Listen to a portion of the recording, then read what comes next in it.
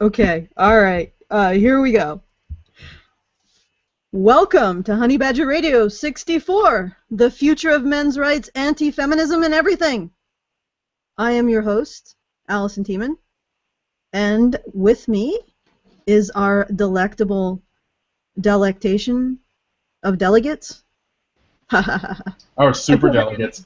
Yeah, I pulled it in there. I pulled it in. Okay, Brian, Hannah, Karen, Mike, and that ass munch in the horns, which would be me. All right, so I'm going to start this off with an intro, and then after my intro, we're going to give the floor to Karen to take it wherever she will take it, which will probably be into something like the reeds. Rhubarb. She'll take it into the rhubarb patch. Everyone, folks. Okay. So, when we ask what the future of men's rights is, I think we're asking a bigger question. We're asking what the future of culture, of society, even of our species is. We're asking if we're going to end up growing and changing or incinerating ourselves in a gigantic bloom of soot black mushroom clouds. In my opinion, the fractures we see around us, the chaos in our academic institutions, the social unrest, the ethical cannibalism, are the stress lines of deeper forces. And that deeper force is our inability of our current society to come to grips with the notion of men's rights. And the reason why our society can't come to grips with the notion of men's rights is that every society needs a scapegoat. Cis-het men are ours. Cis-het men are, as oppressor classes go, very unusual in that they are the first oppressor class in human history that's more likely to be shoveling the shit, I mean the literal shit, of the group they oppress. The cis-het women they oppress, that is, than the reverse. And if you question my logic here, imagine which is more likely to be in a literal sewer, shoveling the shit of the people using the toilets than the reverse. Cis-het men or cis-het women? Unique in history, folks, unique in history. All the problems of the human soul are on display here. Societies need a scapegoat because we don't know how else to compel the cooperation required to run a society without someone to hate. And for the same reason, men are in the sewers cleaning up women's shit, they're also the ones who are the easiest to hate and blame. So when I say the future of men's rights is the future of the human race, I'm not exaggerating. Tragedy creates the opportunity for self-knowledge. Self-knowledge creates wisdom, and wisdom is the practice of truth. And the truth is the bedrock of real change. I'm also saying this. We need to start looking at men's rights not as a problem, but as the solution to the problem. Because men's rights asks us a profound and possibly ultimate question. Can we be human without a scapegoat? Go ahead, Go ahead. All right. That's where I come in, and I don't think we can be human without a potential scapegoat. I don't think that we can feel a sense of belonging within a human community without an other. And I'm not even saying that the other needs to be in conflict with us or be in opposition to us. It just needs to be there and be an other. And so much of pop culture, all the way like freaking down back through the ages, right? Like classical literature, all of that has focused on the juxtaposition of two groups who had a self-identification with their own group that was contrasted against another group, whether that other group was in a position of cooperation, maybe trade, or whatever, or in a position of conflict, as in war. So I don't think that humans can define themselves as part of a human community without having something outside them that is sufficiently like humans. You might say the aliens coming down or whatever, right? But sufficiently like humans or a sufficient threat to humans. We need to have that in order to feel that sense of belonging with one another. Doesn't matter whether the external group, the other, is friendly or unfriendly, whether we're in conflict with them or whether we're not. We need to have the other in order to define ourselves. that is essentially my biggest beef with this. It's my biggest beef with globalism, actually, because globalism is a wonderful idea in theory, but I don't think the human capacity, I don't think humanity is capable of actually functioning in within a global human community where there is no other. So that's really essentially my biggest beef with this. The bedrock of real change, you know, I will agree with you that self-knowledge creates wisdom. Wisdom is the practice of truth. I absolutely agree with that. I think that most of what we need to do, and I think most of what we need to do isn't even necessarily activism. It's not marching. It's not agitating. It's not lobbying. It's not doing sit-ins. It's not all of those things. Most of what we need to do is inform people of reality. It's actually just opening people's eyes to their own biases, because these biases, as you have said before, and I have completely agreed with, they feel like a warm blanket. They're very, very comfortable. It's very, very comfortable to have more concern for women's safety and well-being and provision and protection than it is for men. It's very, very uncomfortable to care about men and how they're victimized, to even a tenth the degree that we do about women. All of those things, those sort of impulses that we have that are bred into us through biology and then reinforced by culture, I think those things, once you open people's eyes to what's really going on, that's the only way that we're actually going to make effective change, is to have a significant portion of the population realize that they have these biases. I mean, like, I even have them.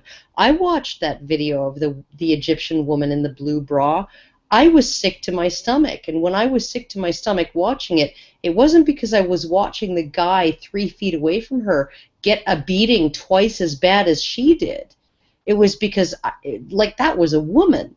Oh my God, right? And I know some MRAs who have been in this for years who commented on the video. I didn't even see that guy at all. I didn't even notice him, right? Just a few feet away from her.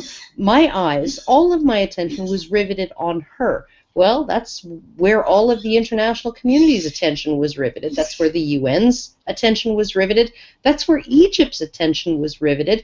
And that's where the Egyptian female population, that's where their attention was riveted when they actually finally got up off their asses and out of their homes and marched and pledged their brothers' deaths to avenge the crime against this one fucking woman, right?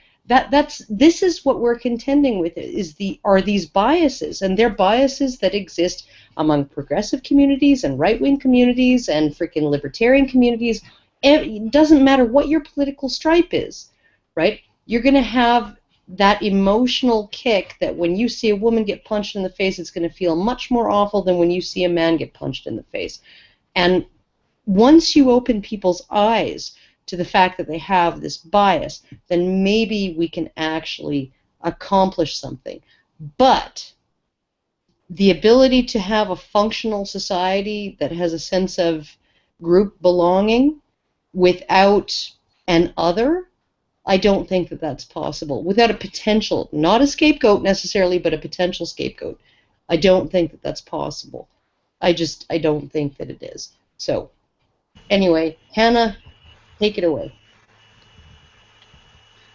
Well, I did kind of cede the floor to Allison, so I'll let her go first. Well, I don't actually, I have more questions rather than rebuttals. And some of the questions come out of what Hannah was saying. And to be honest, I'd like to hear what Mike has to say before I ask these additional questions, because I think that these would be more points to mull over. So go ahead, Mike. Okay, well, Karen mentioned aliens, and that's by definition the correct word for whatever we're talking about. We need something alien in order to define what is not. That's the proposition anyway. But here's the thing: it doesn't have to be aliens. It can be the space around the aliens. This is a lot like the necessity of plot, the inevitable structure of plot. There's sort of one approach that says there's only 7 kinds of story: man versus God, man versus self, man versus nature, man versus woman. It's an unfortunately ironic wording, but you get the idea. And one interesting one is man versus nature. Nature can be the other, nature itself, and it often is. If you're in a log cabin, then nature is the only other, the bears and the moose and shit. But hatred of nature is a problem, because there's living things in nature. You can fuck up ecosystems if you think of nature as your problem. But not when it's space. I relate this back to that movie we watched in October, The Martian, where there's no bad guy in that movie.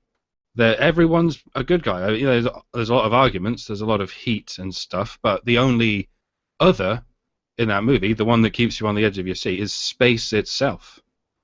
This is a fairly new genre. You might have to add it to the 7 and call it man versus space, because you can hate space and you're not really hurting anyone, because there's nothing there. It's the most oppressive other you can think of. It's a pure vacuum. It'll freeze dry you in minutes. This is why possibly the answer is to explore and colonize space. And you might say that this is the ultimate goal of globalism, but don't build the product before you've got the shelf, so to speak. We haven't got the shelves for globalism yet, or possibly ever. Yeah, just a rant. Actually, I agree with that. I agree that you can take, and this, well, I mean, man versus space is essentially the same thing as man versus nature.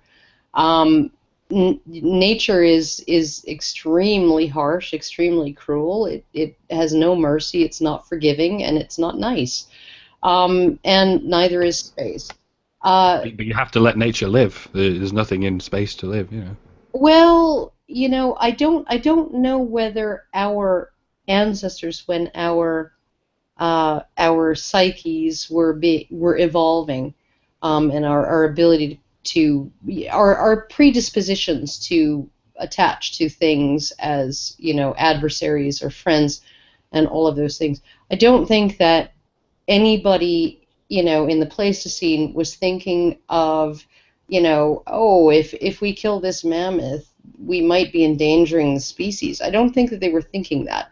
They were thinking of survival, right? And they were in competition with other species. And one of the things that I think has actually it's been very beneficial to humans, but it's also been detrimental in some ways, is the fact that we no longer see nature as our adversary. We no longer see the biosphere as our adversary because we're safe from it. By and large, unless you're some person who's hiking in Banff and you're that 1 out of 1 million people who have gone hiking in Banff that gets jumped on by a cougar from a low branch in a tree and mauled to death, right? Nature is not your enemy. It's something beautiful and something that you want to commune with and all of that crap, right? That wouldn't really have meant necessarily a whole lot to you wouldn't see people having the same attitude in a hunter-gatherer society toward nature. They would respect it, right? You have incredible respect for it because you fear it, because it can destroy you, right? That is what it is. It's not the attitude now that we have where you respect it because it's like that child that you need to protect, right? And you are the guardian of the environment. No, that's not the way things were back then. And I think it's a complete. But I get what you're saying, Mike, and I get that the other can be something that is not necessarily human, not necessarily even sentient, and that I guess maybe if there was an asteroid hurtling toward Earth rather than a spaceship full of aliens, maybe humanity could pull together into one global community, at least for a brief period of time.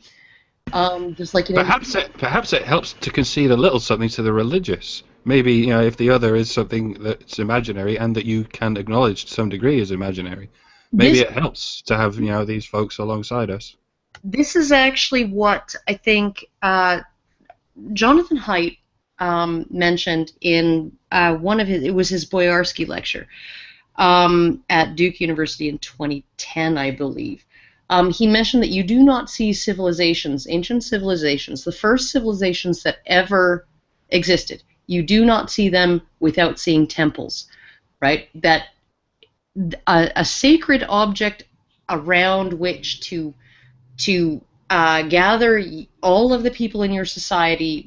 They circle around it and they find a common human purpose through this sacred object. Now, a sacred object in the beginning was probably going to be some kind of supernatural religion because of the state of scientific inquiry being, oh, I walked under a ladder and then something fell on me, so therefore bad luck. That was sort of the whole gist of what scientific inquiry was back then. But when you look at it now, you have sacred objects like environmentalism, climate change, feminism, progressivism, social justice warriorism, the right-wing values of personal responsibility, small government, pull up your bootstraps, right? The Second Amendment, the First Amendment, all of those things are sacred objects to various people, and they can form a community around that sacred object, which then becomes immune from criticism. But what I think that you're getting at, and I think I really agree with you, is that most religions give us a devil, and the devil is either within us all, right? It is a part of our will or a flaw of our nature that exists within every single one of us. Or it is an external force that you can't attack because it is ephemeral. We are constantly at war with it, but it cannot be found, it cannot be seen, it cannot be known, and therefore it provides a motivation and an impetus for people to be able to bond with each other against this other that is this vague thing that can't really even be defined. And I think that actually you were spot on with that. All right, I'm going to give Mike the opportunity to rebut if he wishes. There's nothing to rebut. I think we agreed. Someone else. Go or add to it. A butt can also someone add. else talk. Go say ahead. a thing. Yeah. Say a thing, Anna, since you've been waiting patiently. Thank you. I will start backwards because I've racked up about 3 points and bring us back to the original idea of the other, which is I think what you might want to comment on. So I'd like to start with for conceding to science. I really found that it was an interesting metaphor that Karen used for I walk under the ladder and something falls.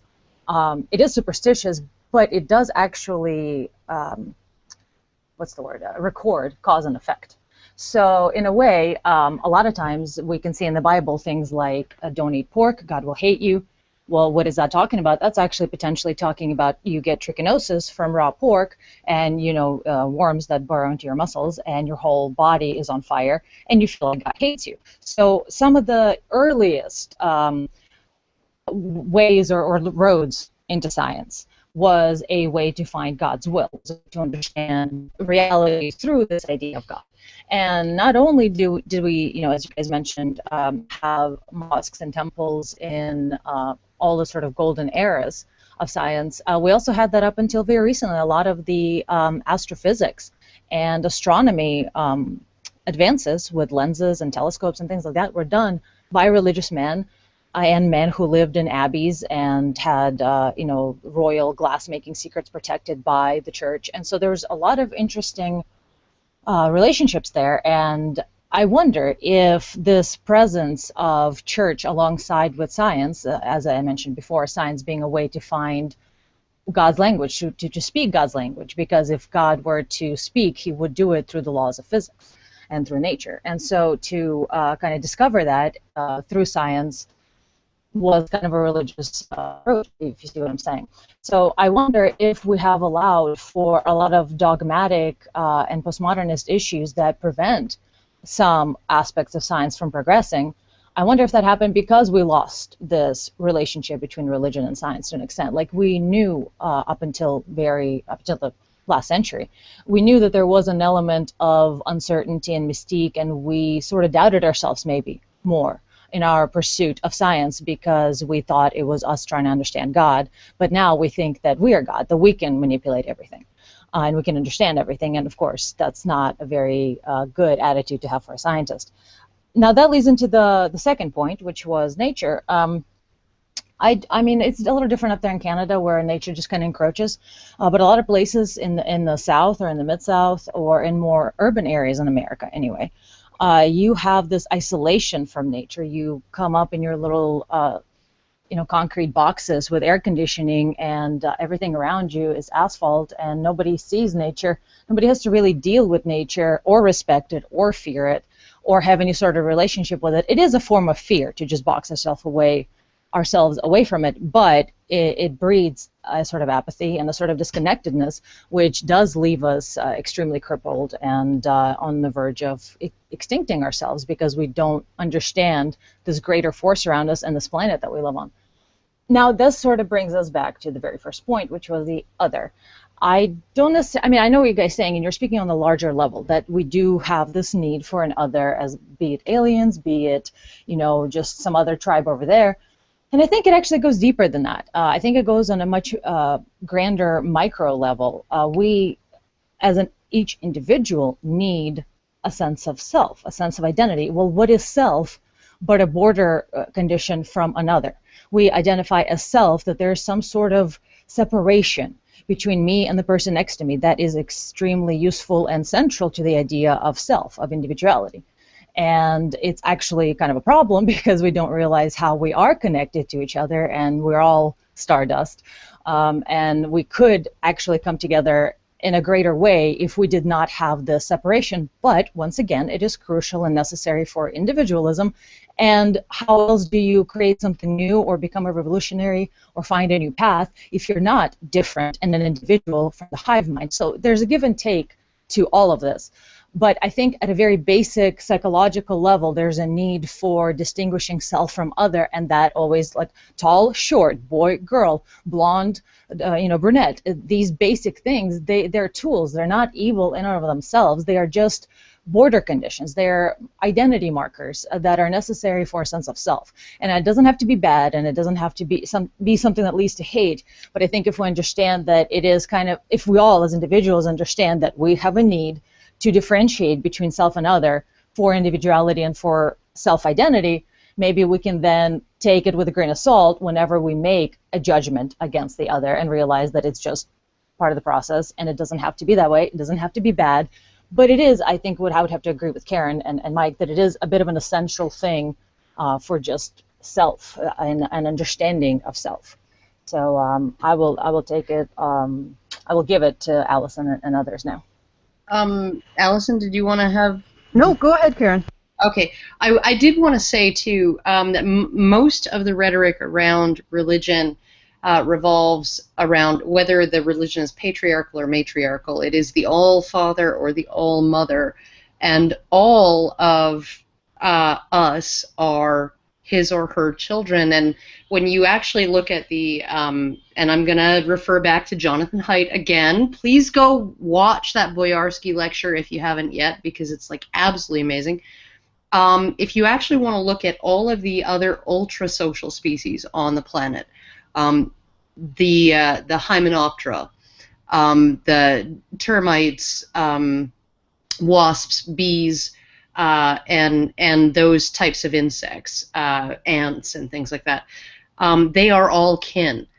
There is one ovary. The queen is not the brain of the hive. She is the ovary. She is the progenitor of the entire colony, and every single member of the colony is genetically related to one another. When you look at naked mole rats, they also have extreme limits on reproduction. They are the only mammalian social species, ultra-social species, that where you can have a colony of tens of thousands or hundreds of thousands or millions that are actually cooperating and coordinating with each other, not like a herd. Zebras are actually quite antisocial. There are plenty of animals that conglomerate in huge herds, but are really not very socially involved with each other, right? They don't have a social structure. They just hang together because it's less difficult for a predator to pick you off if you're in a big group of everybody's striped the same way.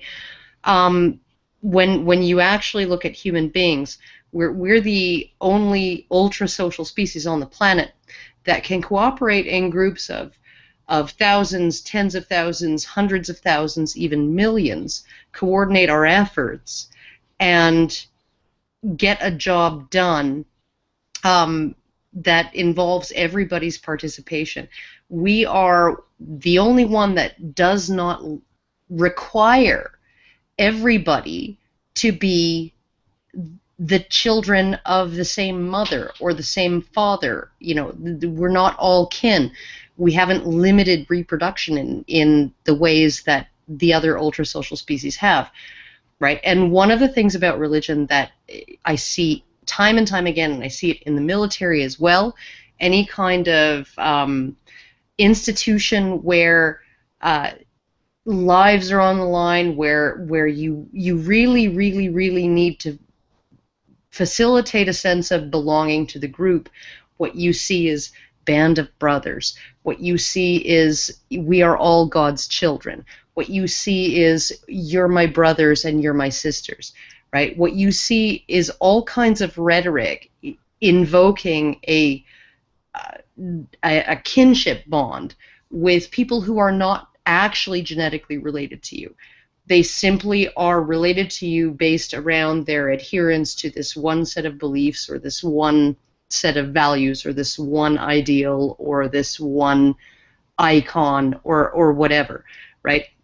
And I think that really probably is why religion was so important to the establishment of civilizations. We don't find it as important anymore because in the military, you see all of this band of brothers rhetoric. You see, you know, you're my brother, blah, blah, blah, right? And individualism is absolutely, like, that's what basic training is all about, is to beat that out of you, right? You are not an individual. You are part of a unit, right? And your gun is actually as important as yourself. Without this is my rifle. Without it, I am nothing. Without me, it is nothing, right? You're actually encouraged to objectify yourself and remove all of your individuality in order to pursue this common goal that requires massive amounts of coordination and cooperation, right? So we've removed all of what you would see military units having to deal with, you know, hardship, danger, strife, you know, scarcity, not knowing where it's safe to shit because, or when it's safe to shit because, you know, oh my God, you get caught with your pants down by a sniper, right? All of these things, right, that the military has to deal with, that early civilizations had to deal with, right? You see all of those things having been removed from modern day society. And but that doesn't mean that we have lost this impulse to identify ourselves with some ideal or principle or God or dogma or whatever, right? And define everybody else, everybody outside of that, as the other, and have these same dynamics where everybody outside of us is our potential enemy. You know, they may be allies, but they may be our potential enemy. And so I think that essentially what really helped us go from, you know, living in the trees in groups of 150 people who were all related to each other for the most part, and essentially just getting by day to day, to what we have around us when you look out your window and you see everything that, and the infrastructure and the level of coordination, voluntary coordination and cooperation between individuals and systems and all of that, that makes all of that, right? That we just take for granted every day, right? We've forgotten, right, that nature, like that 100,000 years ago, right? There's no way we could look. We wouldn't even have a window to look out of, and we would be thinking in very different ways about our environment, about other human beings, about individualism, about group identity. We would have very different ideas about those things. And in order to actually get to the point where cities were built and all of those things, we would have had to have very different ideas from what we have now. If you take a group of 15 libertarian individualists and pitch them back into a setting that resembles 100,000 years ago, they would not emerge libertarians. I don't think that they would emerge from 6 months of that as libertarians. They would have had to form a collective identity. They would have had to team up. They would have had to sacrifice individuality. They would have had to enforce, sometimes coercively, the cooperation of others, right? They would have had to do that, right? So we have this luxury of looking at all of this shit, right, that we're dealing with now from the lens of, you know, I'm sitting in my living room with a roof over my head, and nobody's trying to kill me. Not a man, not an animal, not a woman, not a bolt of lightning, right? Nothing's trying to kill me at the moment, except maybe my cigarettes.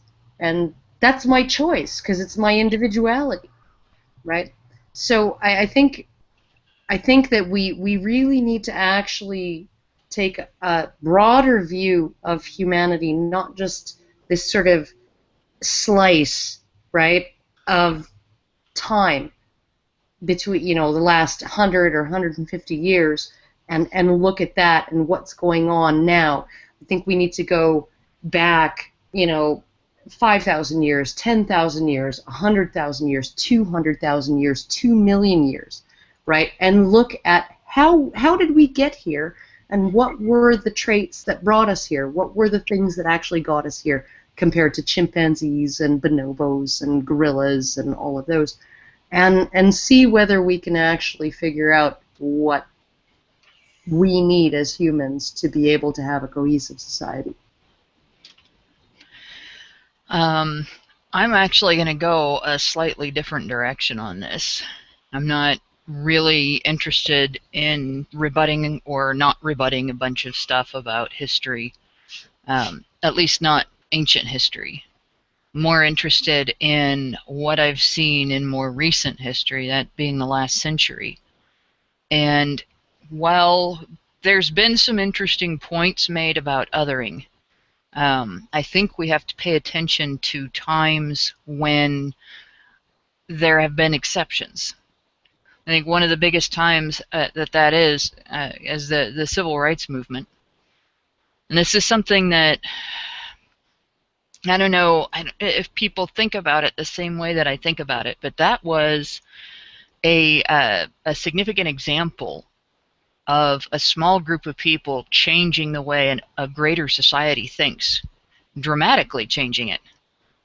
So the question, as I see it, that we're dealing with here, it's whether or not it's not just whether or not we can get past othering, but whether or not we can get past othering groups outside the defined in-group in a way that gets used as an excuse to reduce our recognition of and our consideration for the human rights of the people that we have othered.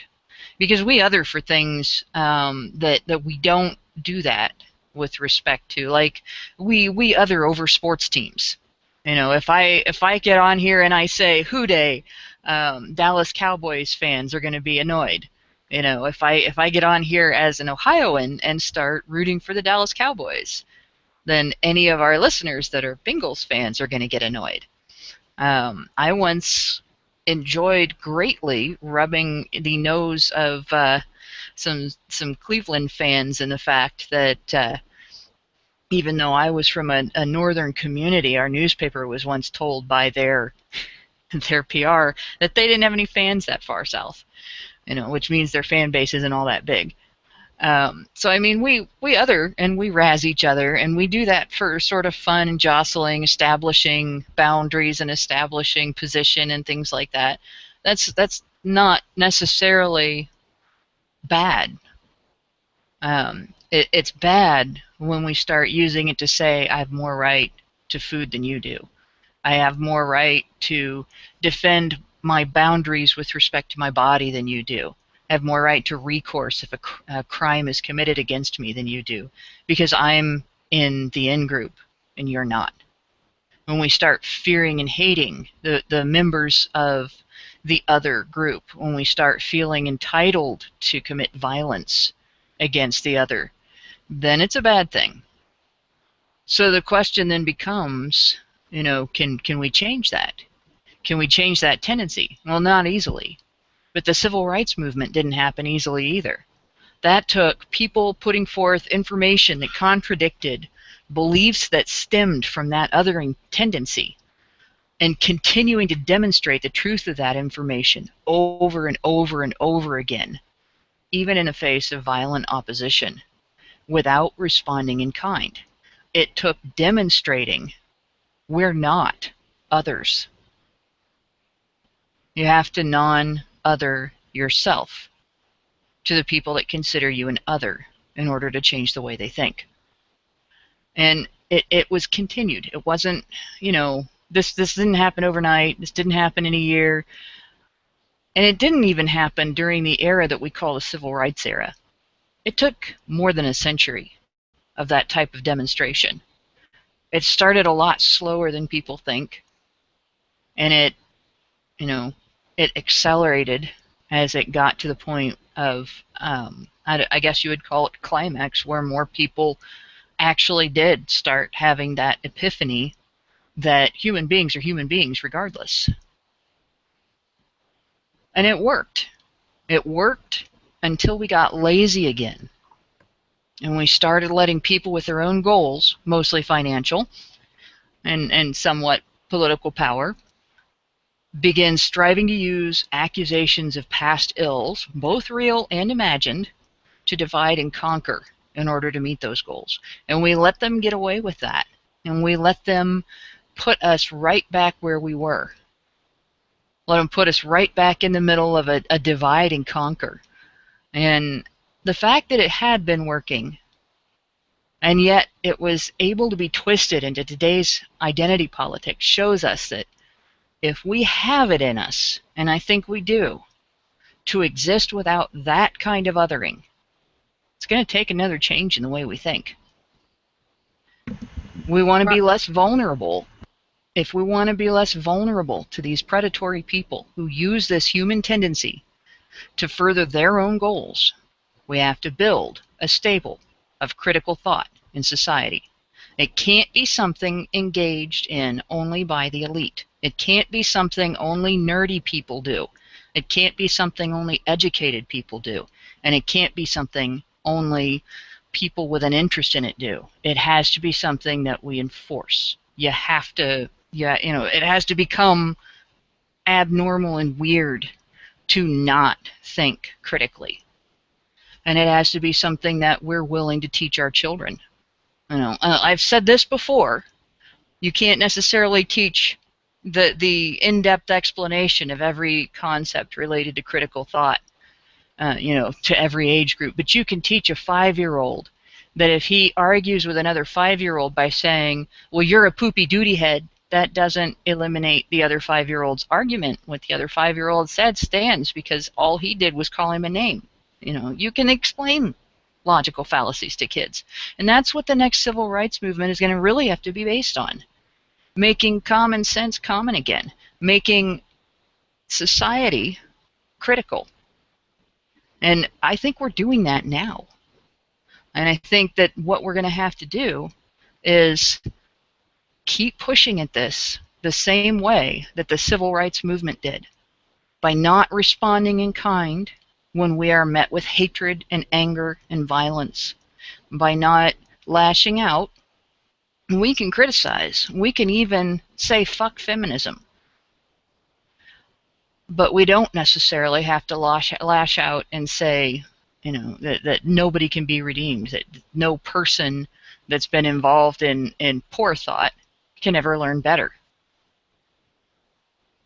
And that's basically it. And then we're going to have to sort of remain eternally vigilant on this, or at least until we actually do evolve past the need for living out groups that when we oppose them, that we can justify in our minds violating their human rights. All right. So I wanted to say a couple of brief things. One of them was about this idea of othering, and I want to speak to what Hannah's saying. I actually think that my takeaway from it is, in order for people to start, in order to make common sense common again, we have to basically break down sort of like what we consider to be acceptable, preferable behavior, to a very small list of very universally applicable principles. And so when people like social justice warriors, they most of the time their heart is in the right place. They think that what they're doing is the right thing, but their methodology is all wrong because they use identity politics and they use a progressive stack to say this is a group that's more disadvantaged, therefore we have to put attention on it. And by focusing on that, they end up othering the people who are not of that group, and they do it in varying degrees. And then inevitably you have at the other end of that spectrum a group that is completely acceptable to be, violent towards, to completely dismiss, to completely ignore, to insult, to belittle, to whatever. Of course, that doesn't actually fix anything. It actually creates a great deal more hostility between, SJWs and the people that they stand opposed to. So the problem is that they don't apply these things universally. This is often where they end up getting into arguments with people, where they say, you guys are against racist, but you're being racist towards us, because you deem that we are not worthy. So what we need is principles that can be applied in a universal way. If it is wrong to do X, it is wrong to do X in every single circumstance, no matter what direction it goes. And that's the end of it. But people, it would seem, the populace and the media and academia and all these other sort of institutions, they don't want to talk about things from that more sort of, universal perspective. So we need to find ways to bring these conversations out, so that and make it in such a way that it's very simple for most people to process. And I'm not saying that they're dumb. I'm saying it is a simple idea. It's social justice warrior thinking is overly complicated, and that's why they end up contradicting themselves often and all that. That was the first thing I wanted to say.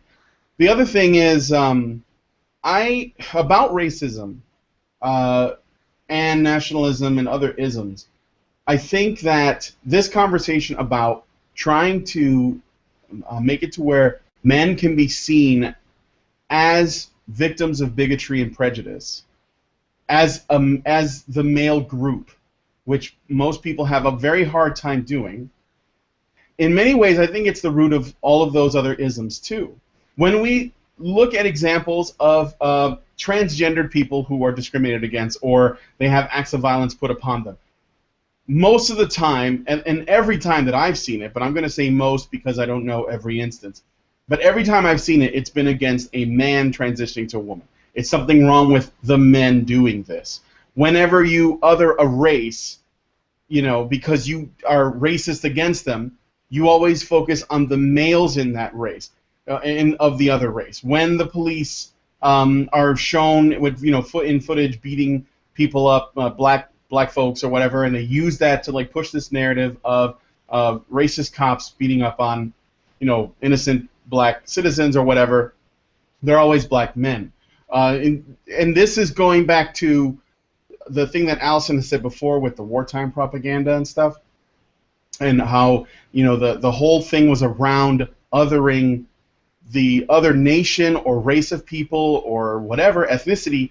However, they were using the men to make that point. There was no fear of the women over there. There was no hatred of the women over there.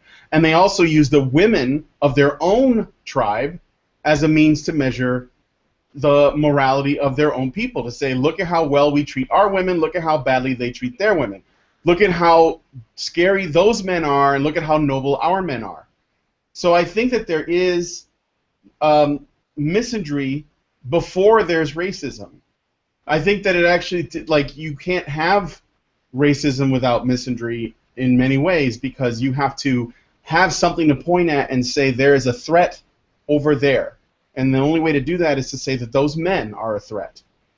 And yes, that sexist against women too, because you're dismissing the fact that women could be a threat. But I think this is the way most people work. And this is the same for gay folks. When gays are discriminated against and they get decapitated and thrown off of buildings, it's not lesbians that's happening to. It's gay men that's happening to.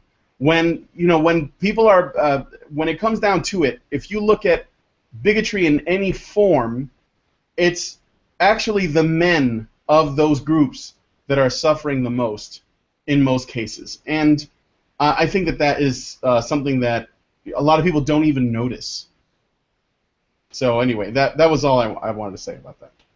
Well, okay, I do want to add a couple of... I want to add a little bit of prehistoric context to what you're saying in terms of othering and the use of the efficiency and the effectiveness of targeting the males of the other in terms of galvanizing a society to deal with a potential threat or to aggress against another group.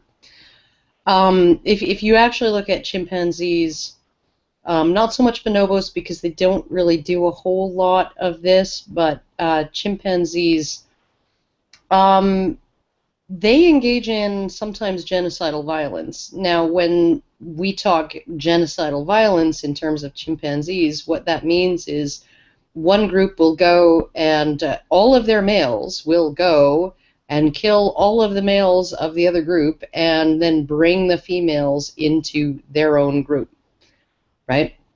And those males will actually protect the new females from the other females in the group.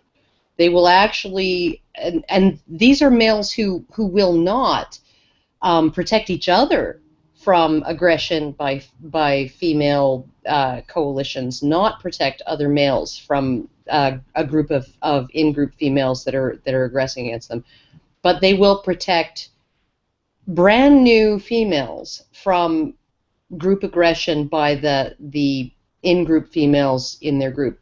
They will stand in between them, right? So essentially, what you have in chimpanzee society, you have a culture that is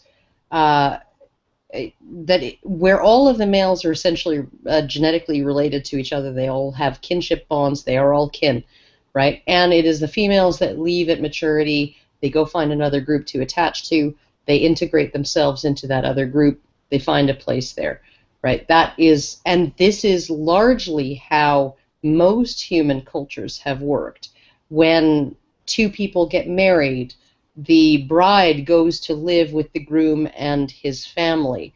That's just the way it's always been. Now, we focus our hostility on the men of the other group in terms of how we see them as a threat, right? We focus our hostility on the women of the other group in terms of how we see them to be useful to us or be able to be integrated in some way. So I think that because they offer genetic diversity. Because Um, they is they it also the war bride theory that plays into they that at all? The females offer genetic diversity. The females also offer reproductive opportunity. So if you have a group of 30 males and 30 females, and the males go and they wipe out another group of the same size, and they bring in maybe 20 of those females and integrate them into their group, now all of a sudden every one of the males is having more babies. Every one of the males has a better shot at being able to reproduce. So it's like it's really brutal, and it's really not nice, and it's really cold. But when you actually look at how chimpanzee society operates, how human societies operate, I think that the only reason why human societies have been able to get to the point where we are like these large, huge cultural groups that all cooperate, and we have things like pencils and nuclear weapons and air conditioning and stuff like that, is because of all of the things that we have all of the ways that we facilitated our unrelated males to be able to cooperate with each other, in terms, especially in terms of not being in constant sexual competition with each other. Monogamous marriage was a huge, huge thing. Every single culture, even cultures that allow polygamy, the majority of the marriages are monogamous marriages, right? Because when you give every guy a shot, right, or almost every guy a shot, they're motivated to contribute to the society. They're motivated to invest in the society because doing so means investing in their kids, right? And if you cut men out, you cut huge swaths of men out of being able to pass on their genes, they either lose motivation or you can motivate them in other ways, and most of those ways are extremely destructive.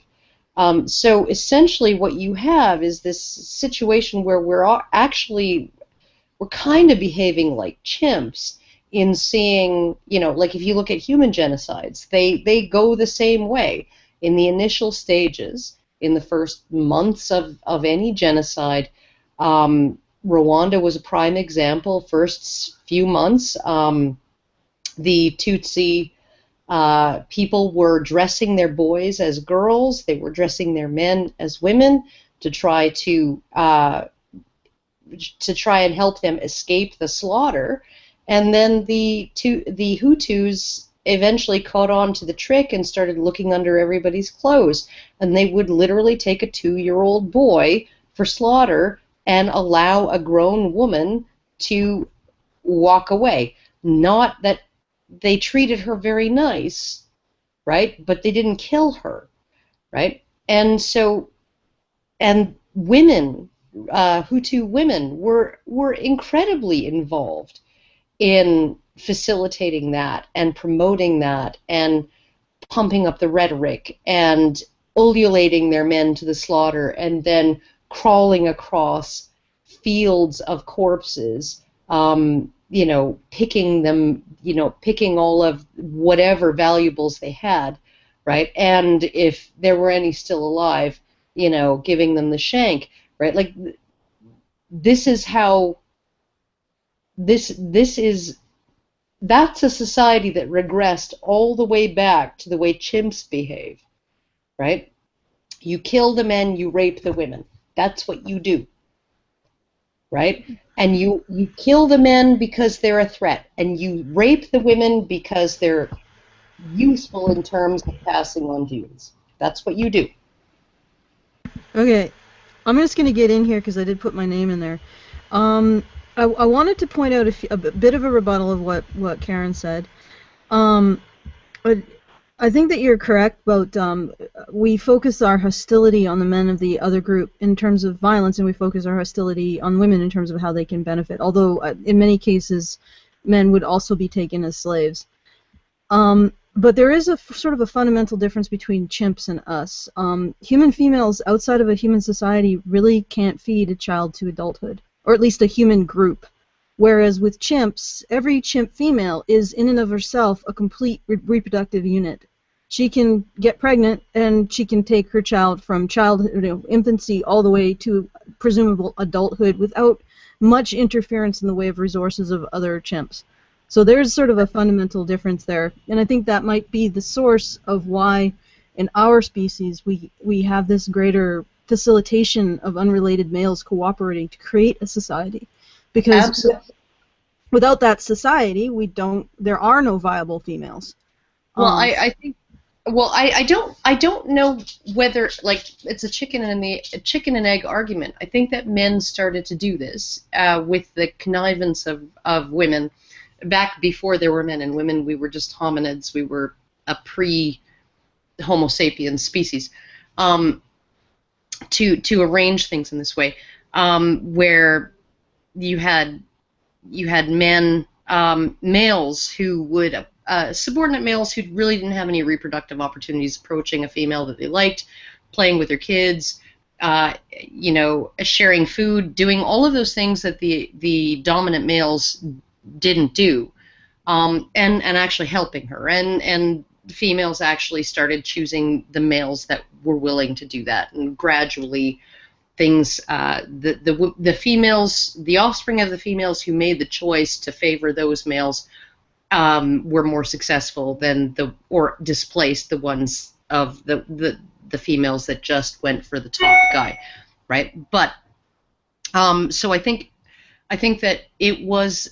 I don't think it was how we are, and how needy our offspring are that made males cooperate. I think males cooperating is what allowed our entire way of our entire process of development from conception to adulthood, including, like, I don't think, like, when we started walking on two legs, we had a crisis of obstetrics, right, where all of a sudden the only infants, the only offspring that survived were the ones that were born prematurely, compared to what you would see in chimpanzees and others of our other relatives of ours, right?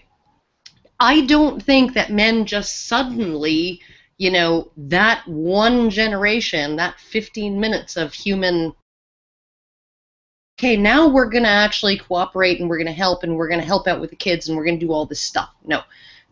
They had already been helping long enough that the process of getting to the point where we were upright and our pelvises changed to the point where we had the crisis of obstetrics, that was already well underway, right? That entire thing. So it was male-male cooperation and male investment in children that actually allowed us to walk on two legs, to have our hands free. Okay, I'm going to slip in here. Because I see what you're saying, and I think it's an interesting thought experiment, but not necessarily related to the overall topic of the show. But I did want to point one thing out, because I had a thought while listening to you, Karen. Maybe slavery and those societies in which they practice polyamory with a whole bunch of men providing resources for one man who is the only one with any kind of access to genetic reproduction. Maybe that's actually exploiting men's instinct to serve society, and that instinct comes from this whole that a woman isn't in and of herself a complete reproductive unit. She requires additional resources. So that would tend to select for males that cooperate and males that have an instinct to sacrifice them for a greater group. Yes, I agree. I would say, though, that I think that the reason why polygyny happened in humans, or persisted in humans, is because of the fact that, and if you look at societies that still practice it and all of that, you find that there's generally societies that for the last 10,000 years they're living in harsh environments, men are dying, there's surplus women who, like there are periods where there are way more women than there are men of marriageability. And so I think that the societies where polygyny has persisted have been predominantly the ones that go through regular periods of men just going to war or dying in fields or dying in salt mines or whatever, and you have excess women that need to be taken care of. And so essentially polygyny, I think, is a way for societies in harsh circumstances to handle that kind of a pressure.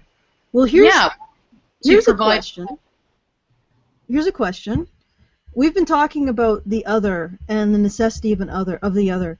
Does the other need to be a man, or men, or a group of men? Because it pretty much has always been throughout history, and sometimes women get lumped into the other as well. Well, I think when you're talking human groups, the other will always start out being men, because, like I said, men are always a potential threat, and women are always potentially useful. Even men who are potentially useful are also a potential threat, right? So, and women are always potentially useful because they're not seen as a threat, at least not in the same way that men are. And so, at least not more as immediately as men are generally seen to be. And so, but absolutely the other can be something other than men. It can be nature, it can be space, it can be outer space, it can be aliens, it can be Cthulhu, it can be the devil, it can be all kinds of things. In fact, I think that the devil is probably the most socially cohesive. The devil is probably more, has contributed more to the advancements of civilization than God has, because pitting yourself and your group against an other means, like, it's much more effective than sort of some kind of kumbaya bullshit, we're all doing fine thing, right? So essentially every single religion, everything has this dichotomy between good and evil, between the right and the wrong, between God and the devil, between all of these things, right? Between the us and the them, right? Social justice warriors, right? We're the us, and the cis white het male is the them, right? Feminists, we're the us, the women and our allies who have acknowledged their privilege, and the horrible patriarchy is the them, right? Like, every time anti-feminists and MRAs get criticized by some idiot feminist for being reactionary and only being in opposition to, somebody else, I just, like, so feminists aren't in opposition to patriarchy, they're not reactionary to patriarchy, they're not positioning themselves as, in opposition to a phenomenon. Like, what? So, yeah, no, we need the other. We really do. Okay, Mike, you've been waiting patiently. Okay, now the elephant in the room, which I shall endeavour to answer, is who do we other? Is it feminism? Well, it's one of them. It's something we all happen to not identify with. None of us identify as feminists. None of us identify as Zoroastrians. It's perfectly possible. Sorry if I've jumped the gun on any Zoroastrians. Hey, but if I knew it. You. Now you're going into my dad's territory. I think he might identify as a Zoroastrian at this time. He might not. He might be going through an agnostic period. But if he wants on the team, he's just fine. And if Based Mom wants to join the team for a day, I'm sure we'd be open to the possibility of accepting at least one feminist. The point is, we each individually have a series of isms that we think of as others, if only by virtue of refusing to identify as such. I, for one, think the very concept of isms is, dare I say, problematic. But anti-identitarianist is one of the biggest headfuck inception words I've ever heard of. So some of us don't like Marxism, some of us don't like nationalism, to various degrees. I'm sure there are some of us who don't appreciate Impressionism or disco, and so on, or even pragmatism versus idealism is a dispute I don't see getting resolved any day soon. Each side has its merits. So I'd say each of us in Honey Badgers and everyone in the audience has a unique perspective on how effective or nefarious each particular ism is. And in any case, it's the ideas, not the people. The informational content, not the human vessels. I wouldn't say feminists are the enemy, just like I wouldn't say Muslims are the enemy. I'd say most of the stuff feminists talk about, yeah, and most of the stuff in the Quran, is arguably worth othering, i.e. feminism and Islam. But it would be nice if these things were the purely imaginary makeup of the purely imaginary other we are looking for in a necessary enemy. But at this point, it's the nature we're looking for in a necessary enemy. I think that's a really good place to. I wanted to. I know that if I have some final words, it'll just introduce a whole new spiral of everybody jumping into there. But I would like to. I'd like to attempt it and see what happens, because this has been actually one of my favorite experiences on Honey Badger Radio. To be able to introduce such a deeply philosophical comment or context or idea, and then have everyone speak so intelligently and eloquently about it was a real treat for me. And throughout this entire thing, I've been taking notes about what each person had to say, and I just wanted to just touch on it and maybe add in a few comments to what Karen was saying about the tribe circling the sacred object. In the tribal times, both men and women belonged to the sacred object, although often it was the mother who is, in essence, our first model of human belonging, who modeled what was out-group and what was in-group, and who defined the sacred object thereof. And in this modern era, what we've done is we've essentially reduced the sacred object down to women's bodies. And before any feminist or other philosophical traveler of feminism objects, that doesn't necessarily do women any good, because when women's bodies become the sacred object of a society, their personhood becomes sacrificed in that process. And what I mean by personhood, you develop your personhood by the consequences of your actions and understanding the consequences of those actions in a greater world. When you value a woman's body over her personhood, you do not value her learning from the consequences of her actions to the same degree as you value the same with men. So you will soften those consequences, or you will render them invisible, or you'll transfer them to a man. But in every case, that means that you deny women the room and the space and the right to grow as people. So this is not a situation where I'm saying that this is necessarily a good thing for women. And what's really interesting about all of this is that feminists in many ways promote the female body as sacred, and far more sacred and more important than her personhood. So we're supposed to just universally respect the female body and not respond to the actions of the individual within it with consequences as dire and as important and as impactful as a man. Yeah, well, I wanted to interject. A perfect example of that is when Stephanie Guthrie said, she tweeted out, I found out who that fuck was who made the punch a woman in the face game regarding the beat up Anita game, right? Not punch Anita in the face, not punch Sarkeesian in the face, not punch a feminist, but punch a woman in the face. That was all that she cared about, was because it was a woman. Yeah. Yeah. In essence, she reduced women down not to people, not to individuals, not to names, but a simple object. A sacred object, yes, but an object nonetheless. By doing that, she denied all of the personal characteristics and the personal actions of the woman that was being, in that game, in favor of reducing her down simply to her femaleness. which she then shared with this individual. Her sacred objectness. People will do that with Anita Sarkeesian because she represents women now. Let's see if they do it with the Hillary Clinton beat up her face game. Let's see if someone looks at that and calls it a beat up a woman game. We'll see just how far we've gone.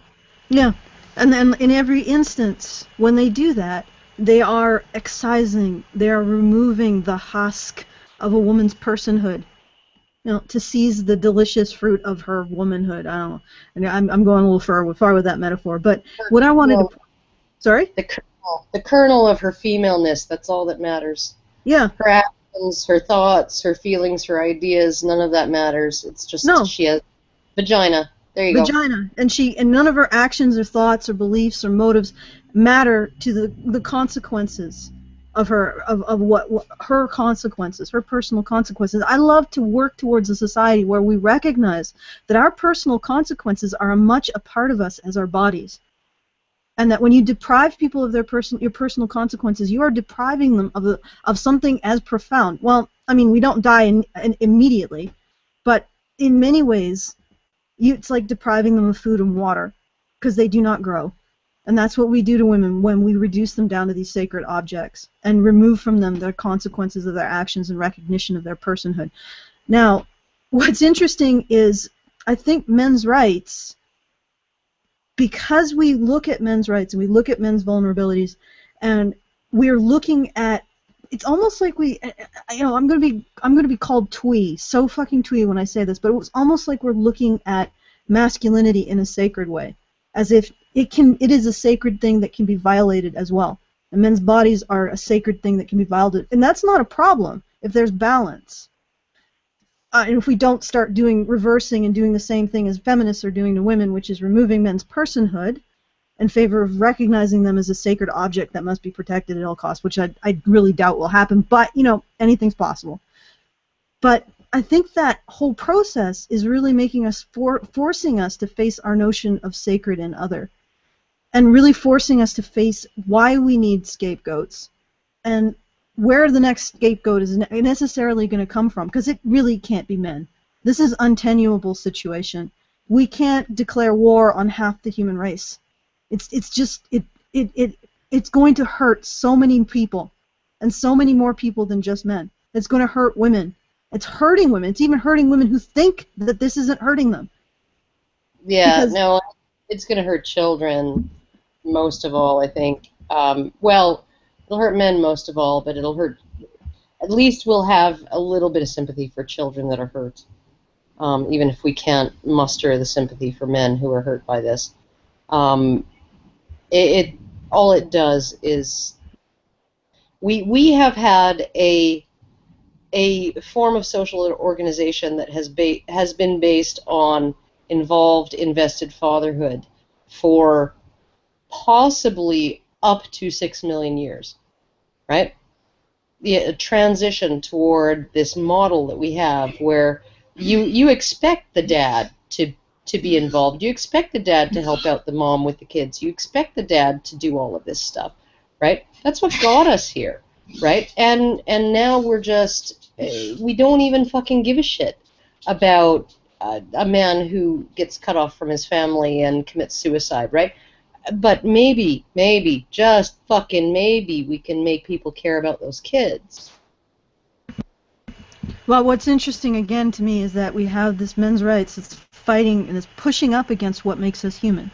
Because the fact that our society is ignoring the effect on men, when our society is constructed by the cooperative bonds between men, the investment of fathers in their children, the investment of men in their mates, that's what forms our society. That's the basis, the bedrock. And our society's declared war against the very basis and bedrock of its own existence. How long is that going to last? Well, all I know, and I would recommend that anybody go watch it. And it will be a sobering, depressing bummer of a video to watch. It's called "Collapse is Forever" by Blithering Genius. He's on YouTube. Blithering Genius, Collapse is Forever.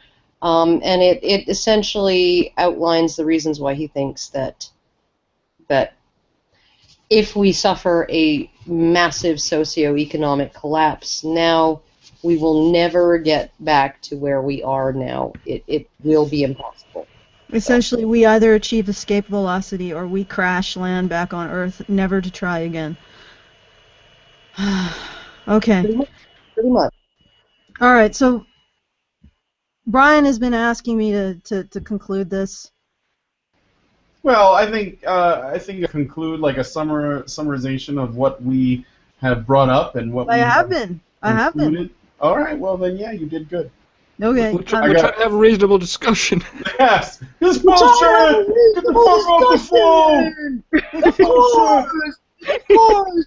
The ham sandwich was a joke. I think that we're othering Sank now. You. We have to do it Okay. once. Just once. Come on. Yeah, we have to do. we have to do I one. just want to send everybody to that video on Stephen Crowder's channel.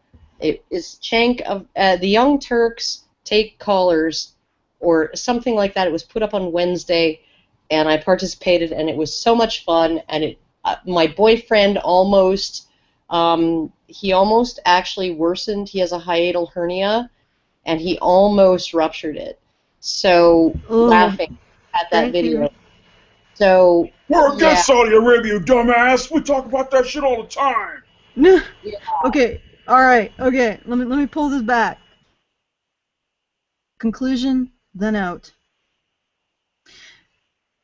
I think that I want to pull out some things again that people said just in the conclusion. I really liked what Hannah had to say.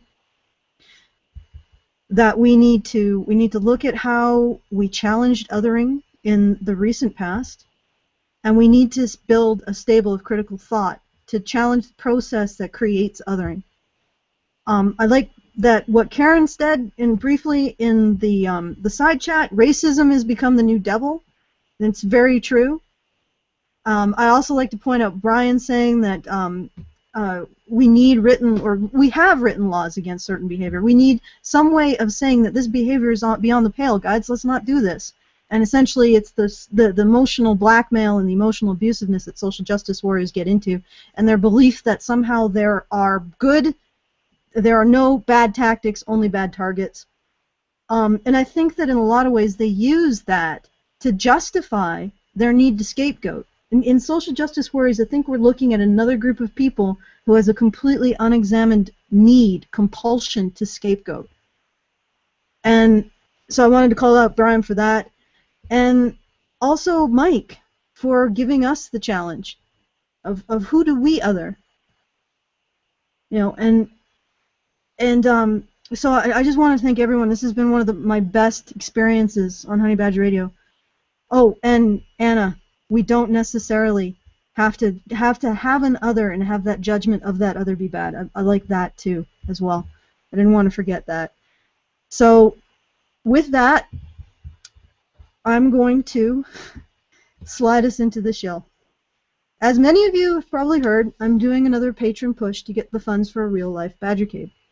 We need to get to our per-episode amount to $1,500 so I can afford the cost of securing a space. Not necessarily developing, just securing it so it doesn't get snapped up.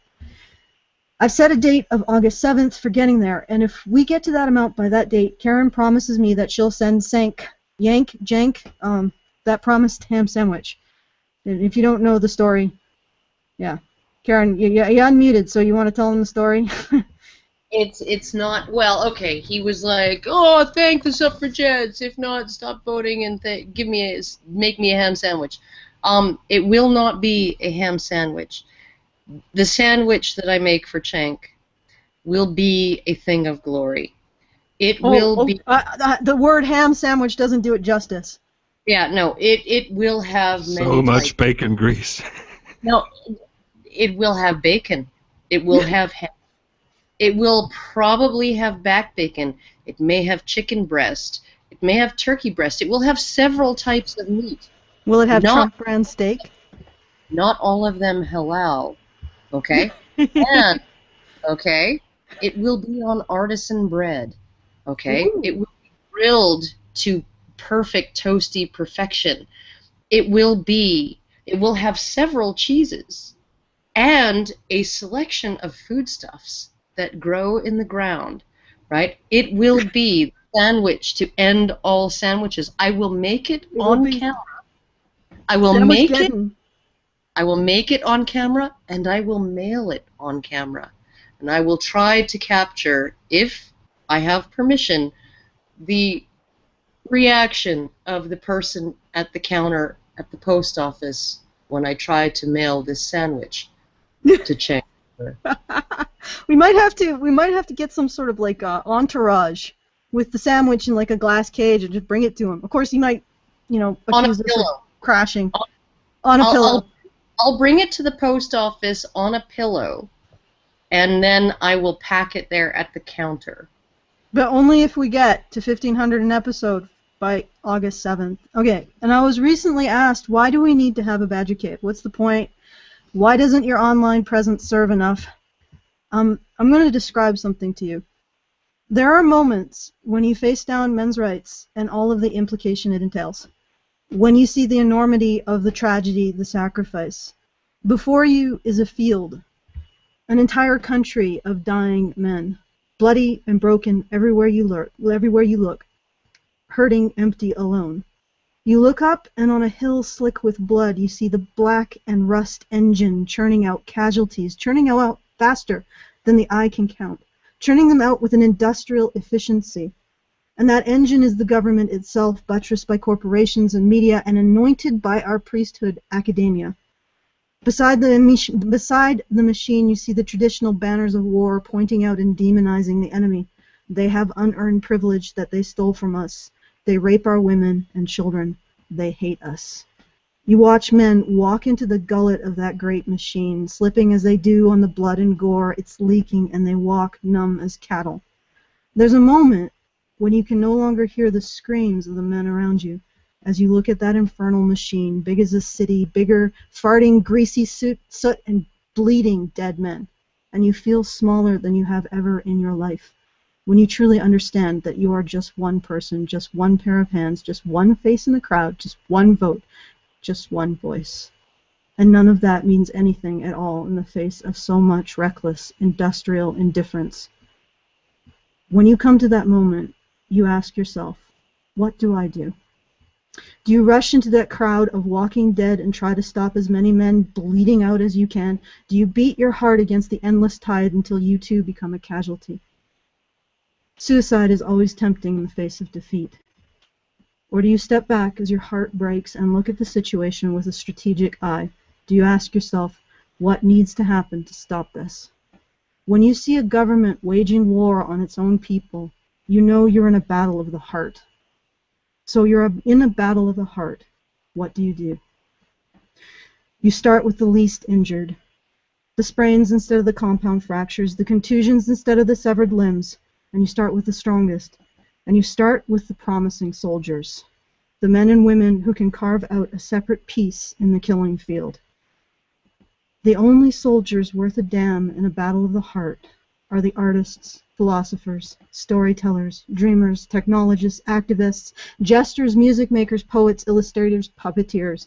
Artists and dreamers are your army in the war, in this war of the heart. They're your spear tip and your shield. So what you do is this. You find them. You pull them out of whatever hellish isolation you find them in, and you bandage them up, and they give them what they need. Inspiration, wisdom, kind words, questions, resources, confidence, knowing they're not alone. Above all, knowing that there is somewhere for them to be, where they can be true to their hearts. And then you set those mad-eyed fuckers loose on the world. They will build the palisade to defend the dead, the dying, and those who will heal to become our medics and doctors. They will carve the roads for the supply lines. Where their hearts lead, others will follow, and they will follow gladly. So if our community manages to support its soldiers, the strongest of us all in the war of the heart, to heal, to train, to get tougher, to get organized, to get armed, to build the fortifications and hold the line, and eventually turn this shit around on that hellish machine, then how will we ever get to the point? If we cannot support them, how will we ever get to the point of making a dent in the walking wounded all around us? If we can't support this, how can we create a helpline for men that isn't constantly under threat of being shut down in 6 months due to lack of funds, or a resource center for men that can't even advertise itself for fear of being cut to shreds by the reaction to the words men's rights? We have to move beyond virtual spaces. We cannot rely on YouTube or Twitter or Facebook in perpetuity, sopping up the scraps that they allow us.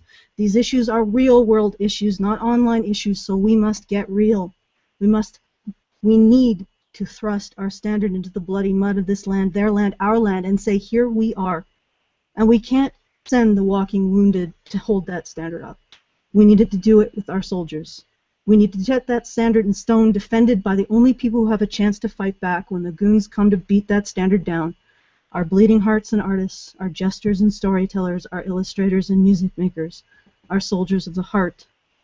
The Badger Cave is our standard. We can't lift it up. If we can't lift it up and defend a standard, what can we do? We have 10 days on the clock to increase our per episode amount to $1,500. That's just $188 per episode. Let's break it down. 90 people have to pledge $2, 40 people have to pledge $5, or 8 people have to pledge $25. That's it. So let's lift that standard. Let's tell that government machine, that corporate colossus, that media monster, and that academic priesthood that we're here, and we're starting to build. www.patreon.com/honeybadgerradio